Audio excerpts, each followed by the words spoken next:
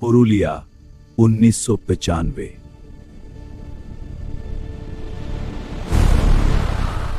आसमान से गिरती मौत, वह रहस्यमयी रात, द मिडनाइट मिस्ट्री।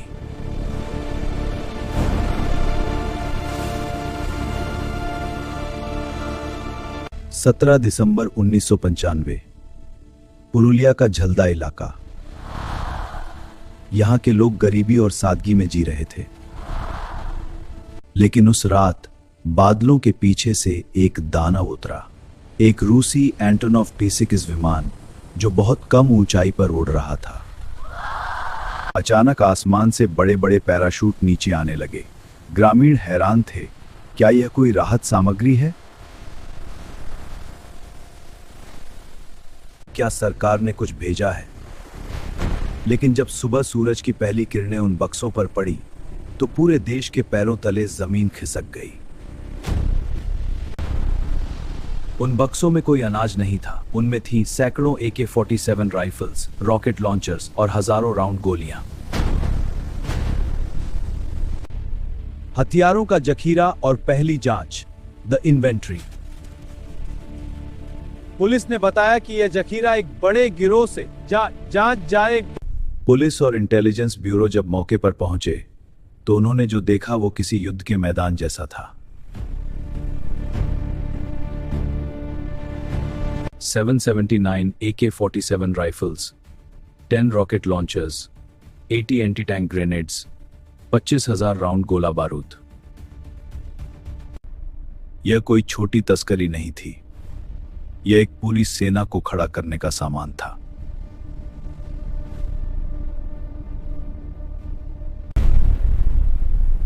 जांच शुरू हुई, लेकिन विमान गायब था। भारतीय एयरफोर्स और रडार सिस्टम सो रहे थे। वह विमान हथियारों की डिलीवरी देकर चुपचाप थाईलैंड की सीमा में दाखिल हो चुका था।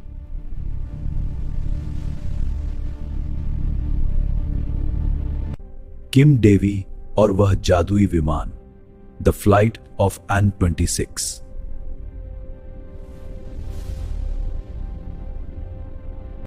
इस ऑपरेशन का दिमाग था एक डेनिश नागरिक निल्स होर्ग, जिसे दुनिया किम KBV के नाम से जानती है।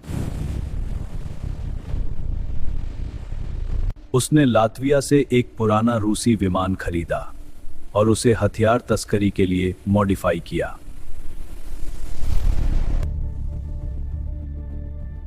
कराची का स्टॉप, विमान कराची में रुका। यहां क्या हुआ, यह आज भी एक राज है। क्या पाकिस्तानी खुफिया एजेंसी ISI इसमें शामिल थी?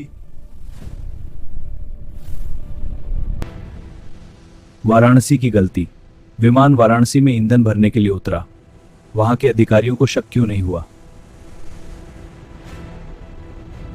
मुंबई में गिरफ्तारी। 5 दिन बाद यही विमान फिर से भारतीय सीमा में घुसा। विमान के रूट का मैप, बुल्गारिया, कराची, वाराणसी, पुरुलिया। इस बार एयरफोर्स सतर्क थी। MiG-21 ने इसे घेरा और मुंबई एयरपोर्ट पर लैंड कराया।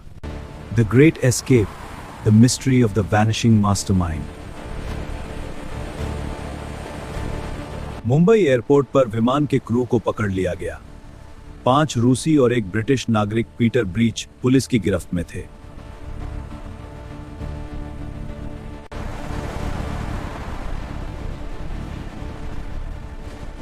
लेकिन किम डेवी कहां था?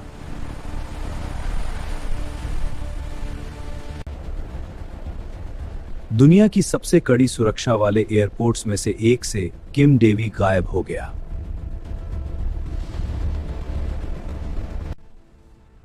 कहा जाता है कि वह टॉयलेट की खिड़की से भागा, फिर टैक्सी ली और नेपाल बॉर्डर पार कर गया।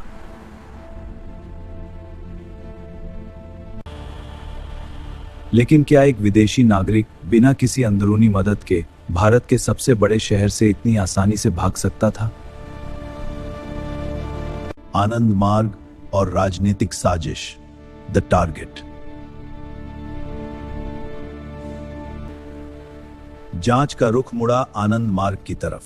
आरोप लगा कि ये हथियार पश्चिम बंगाल की वामपंथी सरकार के खिलाफ एक तख्तापलट के लिए थे। राजनीतिक युद्ध, केंद्र में कांग्रेस की सरकार थी और बंगाल में वामपंथियों की। दोनों ने एक दूसरे पर आरोप लगाए। आनंद मार्ग का पक्ष संगठन ने कहा कि उन्हें फंसाया जा रहा है।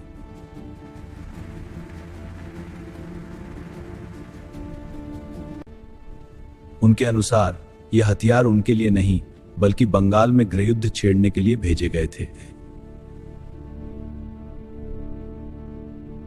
ताकि केंद्र सरकार वहां राष्ट्रपति शासन लगा सके। किम डेवी का धमाका 2011 का खुलासा।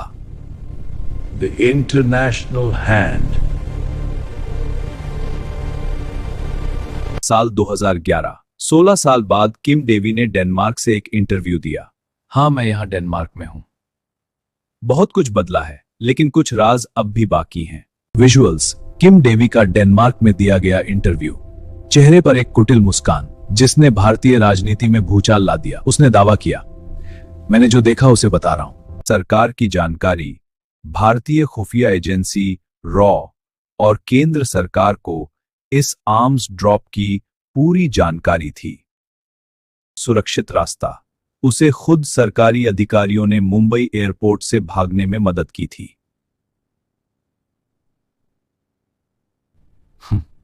मुझे इस बारे में पता था। MI6 का रोल, ब्रिटिश खुफिया एजेंसी ने भारत को पहले ही आगाह कर दिया था, लेकिन भारत ने जानबूझकर विमान को नहीं रोका।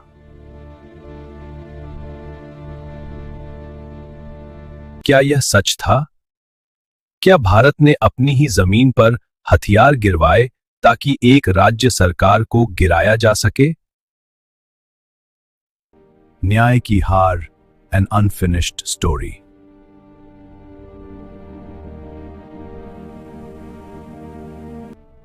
रूस के दबाव में भारत ने उन 5 रूसी पायलटों को छोड़ दिया। पीटर ब्रीच को भी रिहा कर दिया गया।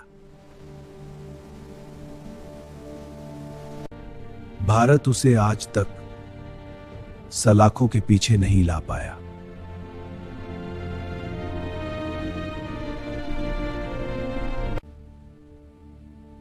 पुरुलिया के खेतों में गिरे वो हथियार आज भी हमारे सिस्टम की विफलता की गवाही देते हैं। क्या हमें कभी पता चलेगा कि उस रात का असली मास्टरमाइंड कौन था? The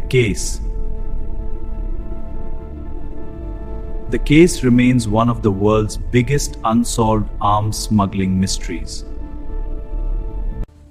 इतिहास की ऐसी ही और सच्ची घटनाओं के लिए जुड़े रहिए प्राचीन ज्ञान के साथ।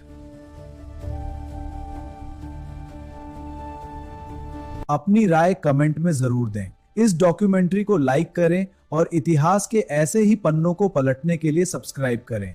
मिलते हैं अगले वीडियो में। जय हिंद।